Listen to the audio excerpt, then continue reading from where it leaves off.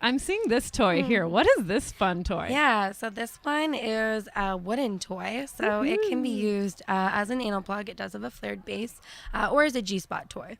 I would recommend choosing which one you want to use it as. Yep. Pick it either as an anal toy or a G-spot toy. And then stick with that. Yep. But it could be either or. Yeah. Or if you're using it to put for another orifice, let's say, put a condom on it, perhaps. And then all you have to do is take off the condom and then you're good to go for whatever you usually use it for. Yeah. So what are these beads going to do? Yeah, so these beads, if you're using it vaginally, it's going to give a stimulation on the G-spot and along the vaginal wall while you're inserting it. Yeah. And then anally, it's going to give stimulation along the sphincter again while you're inserting it. Yeah. I love a beaded dildo for butt toys. Like, that's probably my favorite type of play. Yeah. When I'm talking about anal play is like a beaded play, because I love like the opening and closing. Yeah. The opening and closing around it is like very satisfying. Yeah. Especially coming out. Oh, I just and love it. And this one is a little bit large, but for beginners, there are a lot of beaded toys that are gradual. Like, where the bead is like the first bead is so small. Yeah. And that's like a really great way for beginners to start, introducing anal play. Yeah, because really, when you look at this toy, there's no taper there, really. A lot of times on toys, this type of a toy, the final bead right at the tip will have a bit of a taper just to help you insert it. Definitely. This for a beginner might be pretty blunt. Yeah, it's blunt, right? So it might be a little difficult to get it in. I could do this, no problem. Humble brag. But maybe not for beginner. Yeah, and actually I had a wooden anal toy made for me, custom. I think I saw your post on that. From Lumberjill Leisure Crafts. Dick Carver is the guy that's like his. He does really beautiful work. He does. Oh my God. But I gave him the dimensions for a toy and I was really ambitious. I was like, I'm like, I want it short and fat. I want it to be like not more than 5 inches long and like. It was like a spade. It's a tough toy. I've only gotten it in successfully twice. Well, that's impressive, even twice. And I usually have to use another toy first. But that's a good tip for anal. Yeah, you can use multiple toys. You can work up to a larger toy if you happen to have purchased a more ambitious toy. Your eyes were bigger than your asshole. I made the same mistake on a toy I had to review. I got a size medium and I didn't look closely enough at the dimensions for what a medium meant. It was like the size of my forearm.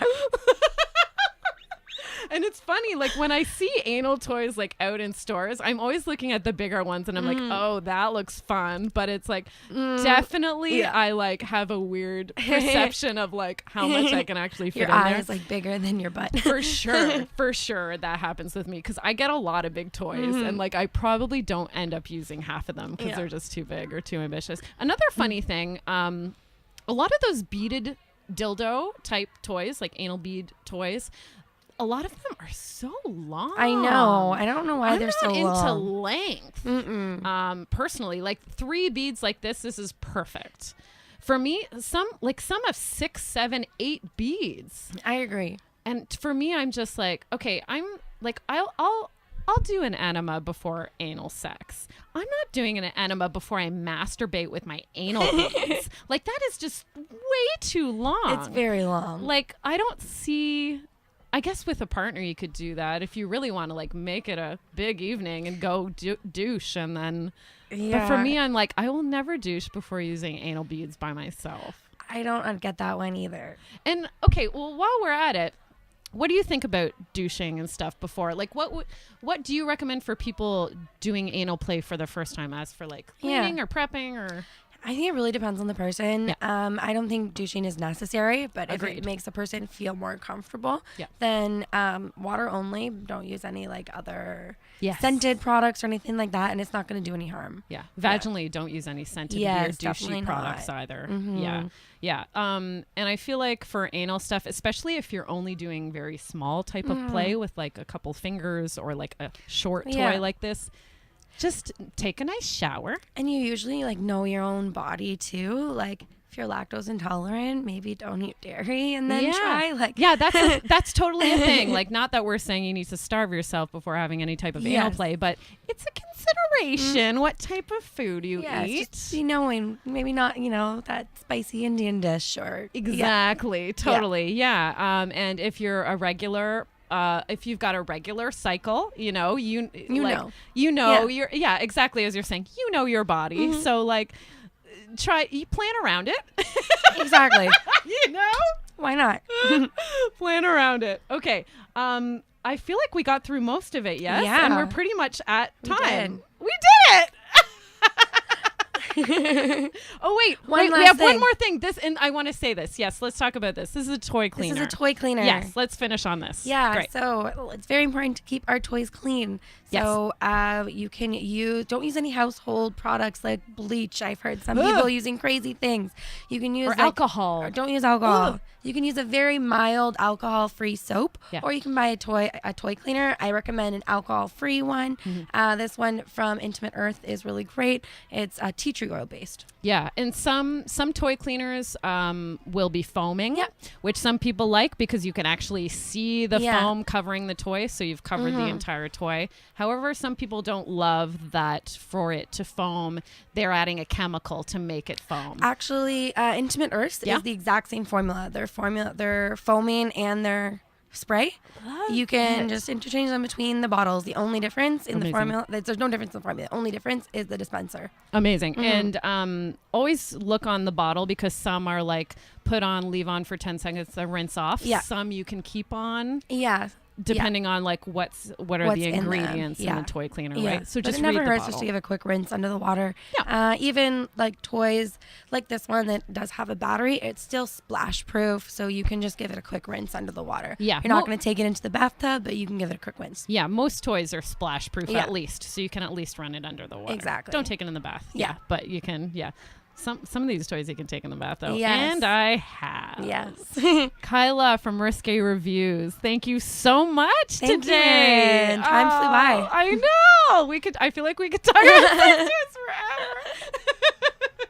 forever. Okay, Kyla, do you want to tell people where they can find your reviews and whatnot? Yeah, so you can find me on Instagram and Twitter at Risque Reviews. And my blog is Kyla's risquereviews.wordpress.com. Mm-hmm. Amazing. Okay, and for me, I just want to again thank everyone that is here at the Pacific Junction Hotel for listening and watching our podcast here in the bar.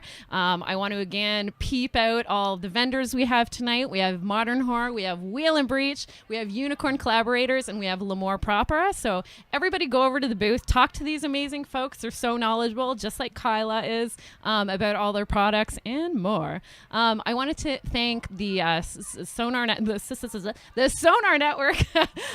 which is my podcasting network. I love them so much, and they're absolutely fantastic. I want to thank Eggplant Media, who's here as well, helping us out with this event and helping me out with all my YouTube content and podcasting content right now. Thank you again to all the folks at the Pacific Junction.